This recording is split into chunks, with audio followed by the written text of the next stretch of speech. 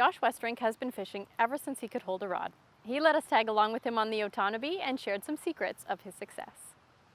I was kind of hoping that I could catch a quick one and then turn and then introduce myself as I'm like releasing it. That's what I was hoping for.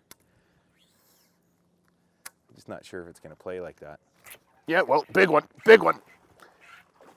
Oh, big one.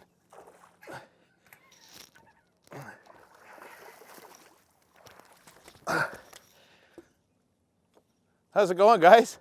I'm Josh Westerink, and today I'm going to show you how to catch largemouth bass out of the trees. We're in the Otonabee River. We're up near Peterborough, and we just got here. This is crazy.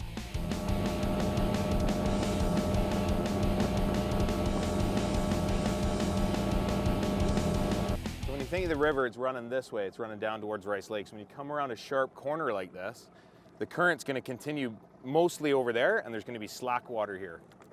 So we're going to try here. No, he's not that big. There we go. Guy was under that log over there. Little one. Whew, they're hitting good today though. Go get bigger. Yeah, so bass, they spawn typically like end of May, early June. Depends on the winter and the spring and stuff. And what they do, the big females, they'll spawn. The males will stay and guard the eggs, and they guard the fry once the fry hatch. And the big females will go out to deeper water, and they just kind of sulk for a little bit. And they call it post-spawn, right? So they're not very active. They don't eat a lot. And then that's why this time of year is usually my favorite time of year, especially for largemouth bass, because all of a sudden it's like a light switch goes off, and the big ones show up everywhere. If you can catch one big one somewhere, you kind of get a hint. Like the other weekend we went out, we caught 3 like 5-pounders in a couple hours. It was incredible, but prior to that it was just a struggle. You'd catch 2-pounders and 3-pounders. You wouldn't catch any of the real big ones. So that's why right now is usually when they start really firing up.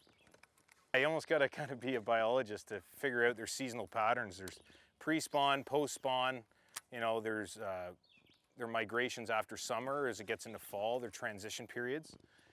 And then there's their winter, you know, wintering periods and whatnot.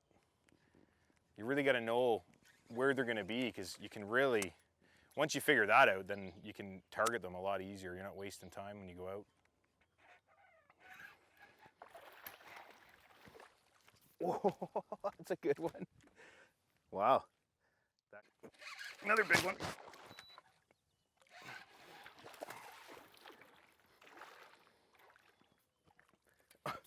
All right, so there was another one in there. I wonder if there's another one in there. That was awesome. 2 back to back.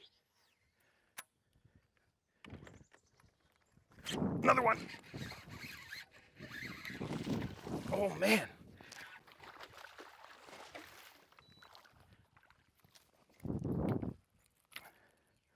Wow. Okay. Remember what I said?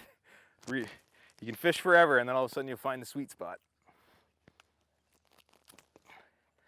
He's just a little guy. Put him back.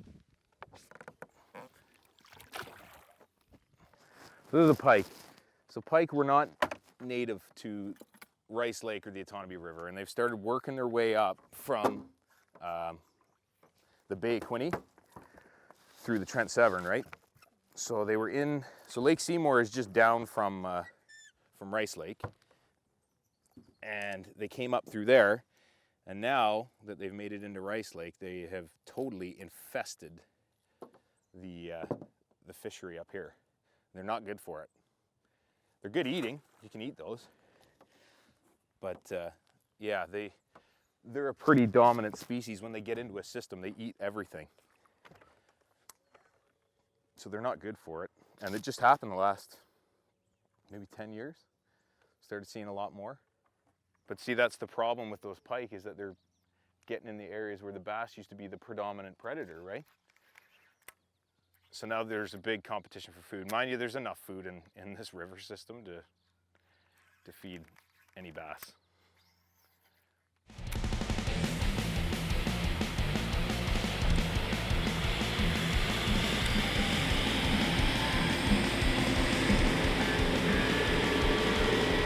Locks open at 10, I think it is.